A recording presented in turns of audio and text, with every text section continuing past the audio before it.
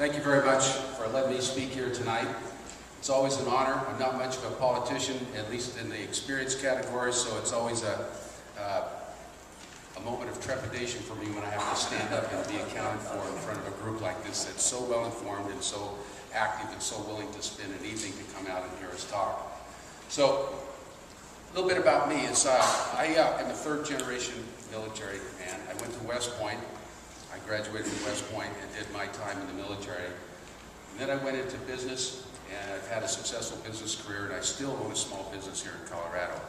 My business is in the process of helps with the process of small and medium-sized businesses that have what we call capital issues. And for you that are in the banking business, the capital issue is a money issue. They either have too much and they want to buy something, or they don't have enough and they need to find more.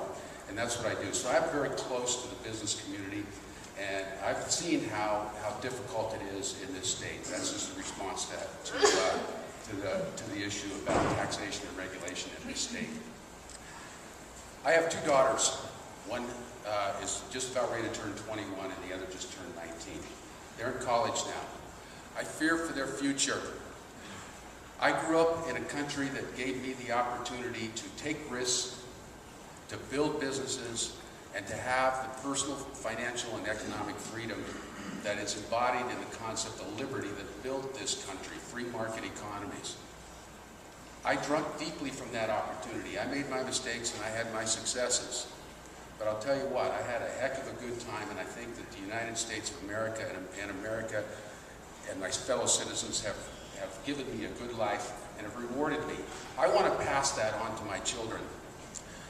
We cannot do that. We cannot promise them the same future we had if we continue to spend ourselves into debt and into oblivion and into potential bankruptcy as a state and as a country. My goal in its first and primary position is to help us as a state get our position back as a leading growth state, get our jobs back, get the opportunities back here for small businesses, get the government off our back so that we can take those risks and can grow and create those jobs. I could go on for more about some of the things that I think are important, but right now, the number one issue in this state is that, despite what people might think, it is really hard to get a business started. You can't get credit.